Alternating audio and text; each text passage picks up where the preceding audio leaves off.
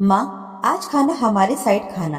हमारी बहू ने आज तुम्हारी पसंद की चना भाजी और मक्के की रोटियां भी सेकी हैं। राजीव अपनी बात को लगभग जाते जाते ही कह गया।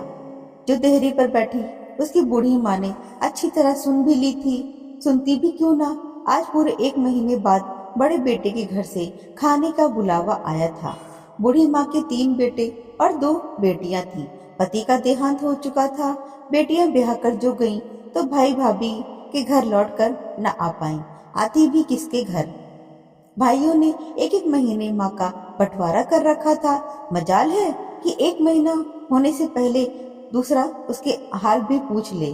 कहीं पूछते ही माँ नया खर्च ना बता दे कि पत्नियों को भनक लगते ही बखेड़े हो जाते। इससे तो अच्छा हर कोई अपने अपने महीने का पूरा जिम्मा खुद उठाए।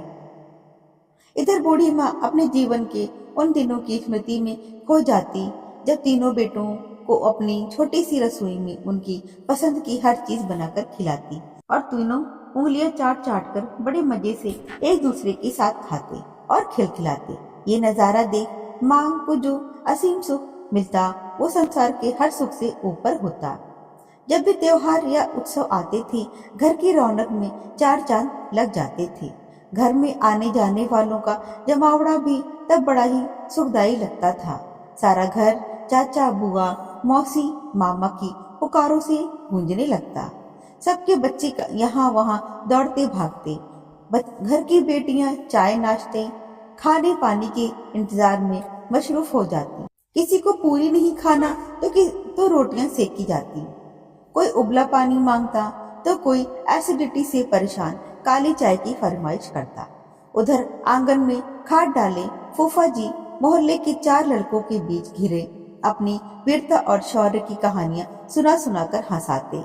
अपने पति के साथ घर परिवार की एक एक जिम्मेदारी निभाते वो बूढ़ी हो चली थी। पति ने तीनों बेटों के लिए लाइन से 3 मकान बनवाए। चौथा किस लिए बनाते? बड़ा बेटा समझदार था। माँ बाप उसी के साथ रहते थे। सोचते बेटियां अपने अपने घर चली जाएंगी, हम बुढ़े बुढ़ी 3 में से किसी भी बेटे के साथ रहेंगे। बुढ़ापे में खुद के लिए अलग इंतजाम का ख्याल तब सपने में भी नहीं आया। आज अपने पति पर अपनी मति पर उसको रह रह कर पछतावा होता। 2 वक्त की रोटी के लिए जाने कितने व्यंग बाढ़ वो सहती। मन करता एक छोटे से कोठे में अलग रह लेती। छोटी सी चुल्हिया में जो मन करता खट्टा मीठा बनाती और सुकून से खाती। कोने में चटाई डालकर धरती माँ से लिपटी पड़ी रहती। कम से कम कोई एक कोना तो होता जहाँ कोई रोक टोक ना होती। जिंदगी की सारी पूंजी से जिन बेटों की छत्र छाया बनाई, बेटियां उसकी परछाई में भी 2 पल आकर सुस्ता ना पाए। जहाँ माँ रहती वहीं आकर बैग रखती। भाभियां जैसे पानी भी ना पूछती। हमसे मिलने थोड़ी ना आती है ये, अपनी माँ से मिलो और चलती बनो। ये भाव उनकी आंखों से भर भर कर छलकता या वो छलकाती। माँ, ओ माँ, कब से छोटी बहू आवाज दे रही है, रोटी खा लो, उसे भी फुर्सत होना है। कोई तुम अकेली नहीं घर में, अंदर जाकर खा लो तो वो बर्तन भांडे मांझ कर धोकर फुर्सत पाए। छोटे बेटे की तीखी चिड़चिड़ी आवाज से बूढ़ी माँ की तंद्रा टूटी। वो सोचते हुए उठी, काश एक बार सब फिर से साथ बैठकर खाते, हंसते खिलखिलाते। एक बार वो असीम सुख मैं अपनी आत्मा में भर लेती, खुशी खुशी इस दुनिया से विदा हो पाती। बड़ा मन था चने की भाजी और मक्के की रोटी खाऊं। बड़ी बहू बनाती भी बड़ा स्वादिष्ट है। इधर थाली लग गई, चलो लगी थाली छोड़कर कैसे जाऊं, सोचकर वह उठी और चल दी। एक एक निवाला कठिन हो रहा था। रोटी शायद रात की थी, साथ में मूंग की दाल। मन में पहले ही साग साग भाजी की गंध समाई थी, पर कैसे कहे।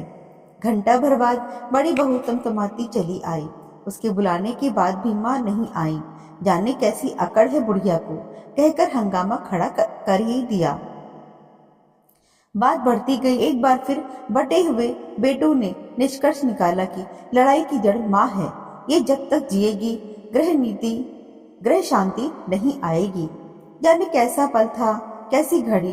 बेटों के मुख में साक्षात सरस्वती आ बैठी जैसे।